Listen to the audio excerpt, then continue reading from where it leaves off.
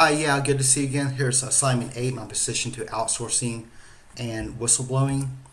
Basically, my view on outsourcing is not such a good thing without doing very much resource. Outsourcing is a very complex issue. There are, yes, pros and cons to outsourcing jobs outside the United States. However, I believe in the long run, especially, it's not a very good thing for the United States. Yes, there are certain jobs that are outsourced that carry more benefit to the company in the United States, but it seems like a very large majority of the outsourced jobs are low-paying, low-skilled jobs. That does, yes, increase the company's bottom line, but does little and probably damages the U.S. economy. Further, there are a whole suite of ethical issues associated with outsourcing jobs, especially low-paying jobs, and it seems like U.S. businesses are taking advantage of other countries for larger profits. In the most fundamental sense, it's very profitable for U.S. companies to outsource labor, especially manufactured goods, where the countries that have lower standard of living will take lower wages, and they often work harder, longer hours, and the product is basically the same, or the service. This allows the company to profit much more than if hiring in the United States, and gives lower income countries work that they might find difficult to obtain. However, personally, I don't think it's necessarily a good thing for the U.S. economy. It takes away jobs, for one, from American people, where most of the jobs employ middle class Americans that make up the backbone of America, and this causes other problems in a variety of ways where they have to take either lower paying jobs or unemployed. Then that causes them to spend less money back into the economy, causes decreased consumer confidence, and then this causes other problems too, where they'll make poor choices and causes even bigger problems. So that's my position, is that it's not such a good thing, and it decreases the economy, but however somewhat reasonable in respect to international issues. Companies have been outsourcing IT jobs for some time, especially in respect to IT and software development and coding and cloud management.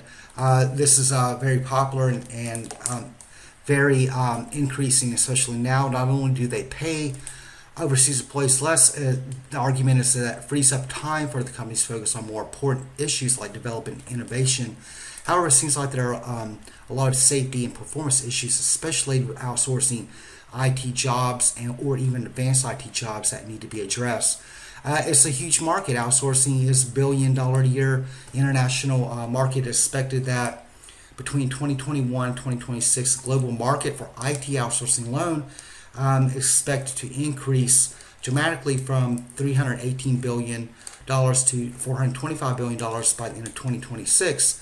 However, this outsourcing abolishes a lot of the connections between the company and employee. May not be good for company culture and other social responsibility actions that companies should be aware of. So the top outsourcing destinations for the U.S., there's other ones. India is very popular for software development. You have Argentina, Ukraine, Poland, other parts of Europe, and also Southeast Asia is very popular for outsourcing jobs.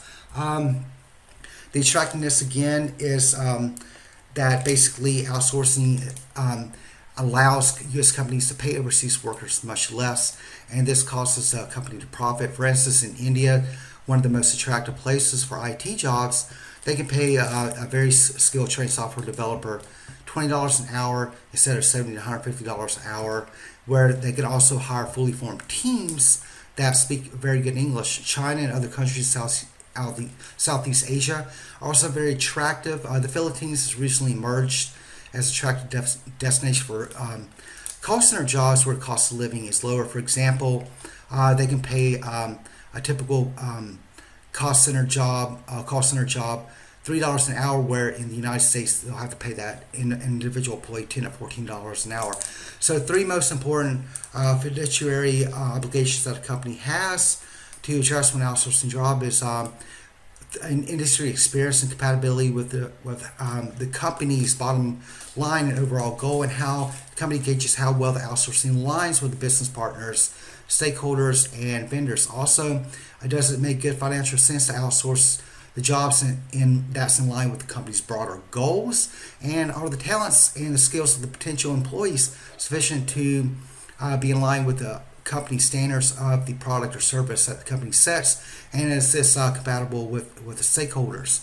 So there's issues that that companies should be aware of, and a lot of this boils down to better decision making processes. So how does it affect the U.S. economy? Again, I think it's a bad thing. It's a huge business.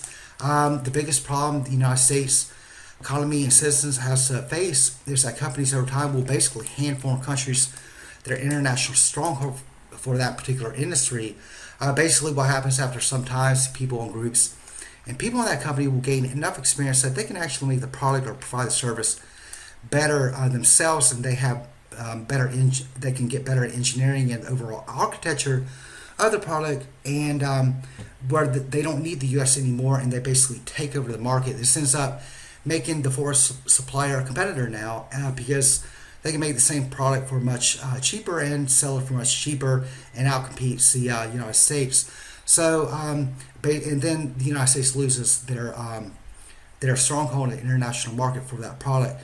Further, it's damaging to the American worker because it causes a lot of time and issues where good low mid-tier jobs are being taken away and they're not available domestically, and leads to a certain American workforce demographic that's to take even lower paying jobs where now the worker has less income and lower standard of living, where basically the poor gets poorer, the rich gets richer, and the income quality gap gets wider, which is not good for the economy. So ethical, patriotic, moral obligations, my take is somewhat ambiguous, even though I'd rather keep IT jobs and other jobs in the United States for patriotic reasons. One, overseas work raises a lot of major issues with quality and security, safe working conditions. Basically, that would not be legal in the United States, and that leads, of course, to other ethical and moral issues. However, it seems like that other countries have their own guidelines, and there's no standardized guideline for this. So, in respect to ethical and moral responsibility, there are clear problems associated with outsourcing. IT over jobs, not necessarily software development, forces companies to lay off workers in the United States, where upper management does this sort of immorally, or is thought to be immorally, and it's probably, again, not best strategy for the company in the long term. And these companies will lose their competitiveness in the overseas market, and where there's massive turnover and other issues. One way to make the offshoring issue morally, ethically sound is basically to hold management to complete transparency, so that when they make these layoff decisions or outsourcing decisions, they're more cautious. So here's an example of how this is being studied in currently, is the use of algorithms to optimize or to see the best way to optimize company profits in taking into account other attributes such as social responsibility in a fluctuating market.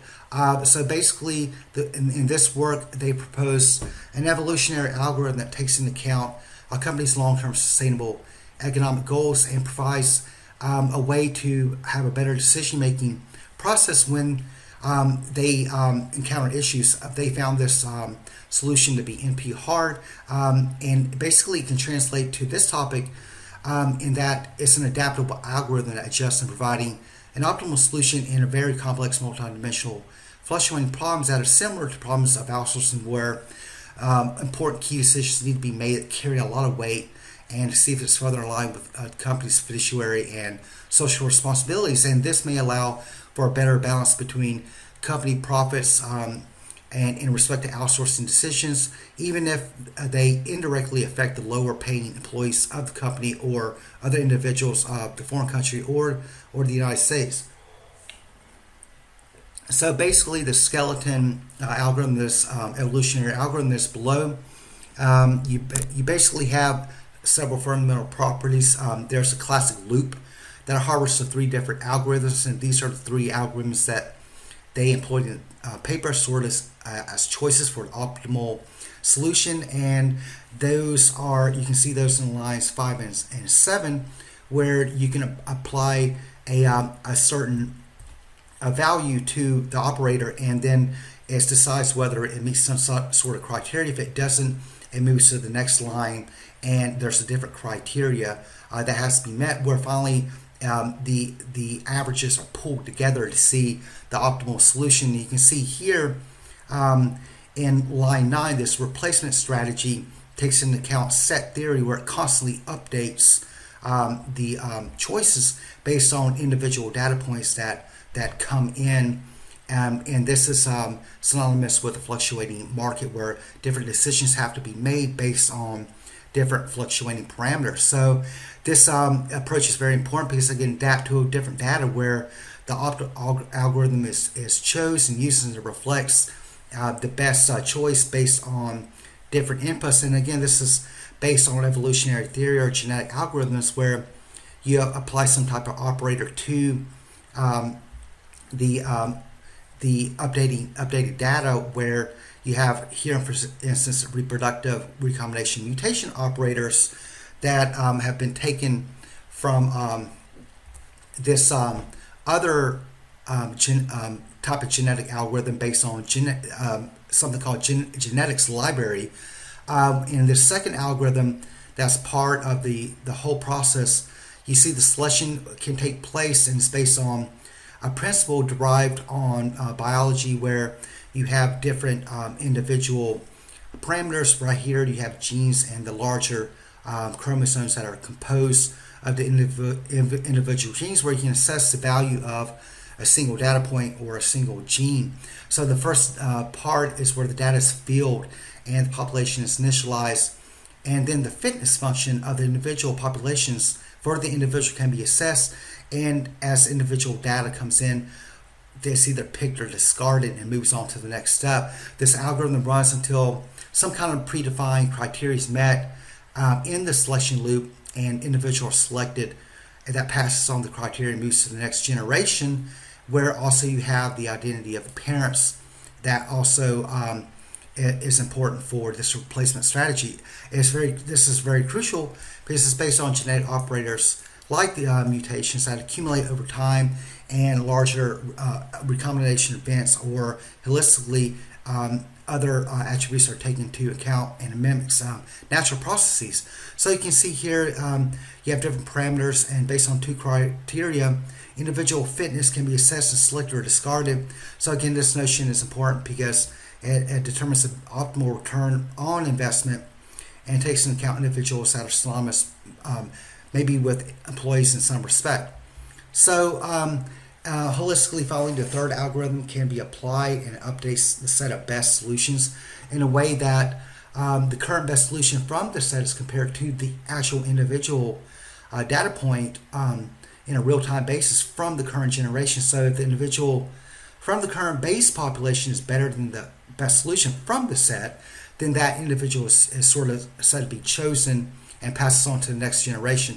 This is critical because they have developed an algorithm that updates continuously, comparing new individual data points against previous means of the data points in the set, where the best data points are used to update the set, resulting in a way to have the best solution. And there's a constant influx of new individuals. Here's the overall scheme. You have some type of financial data, and you can see here sustainable development is incorporating. That can be some social responsibility, where you have data that's coming into the algorithm scheme. The data is being processed in such a way where it then encounters 3 different nodes that are algorithms, and the output then takes into account the variance and makes a decision to the best